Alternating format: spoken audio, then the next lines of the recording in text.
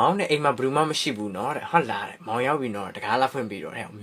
Oh my god! Wow! မြန်ချက်နော်မြန်ချက်ကျော်ကြီးတော့ကမြန်ချက်ပဲနော်ဘယ်သူမှမရှိဘူးပြောနေတာဟုတ်တဲ့သွားပြအောင်သွားလိုက်တည်တယ်မသားအောင်နဲ့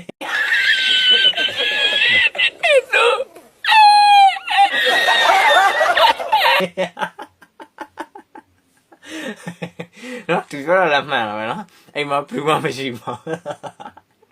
နော်မင်းတို့ကဖင်ရတာနော်ကိုတဲ့ဗျားတဲ့ချစ်လာလို့မေးအများကြီးဖြစ်နော်ဟုတ်ကဲ့ပါတဲ့ချစ်လာတာအများကြီးတဲ့ဟောဘလော့ဘီ How to sleep for 8 hours in 3 hours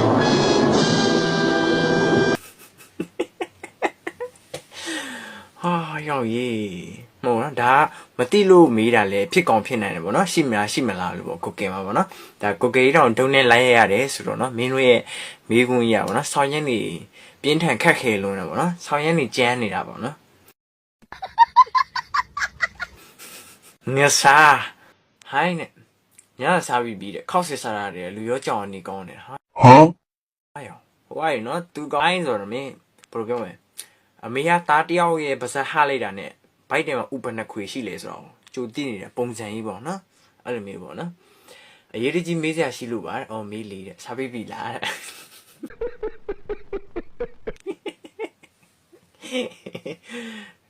မွေးနေ့မှာတဲ့လက်ဆောင်ရခဲ့တာပါတဲ့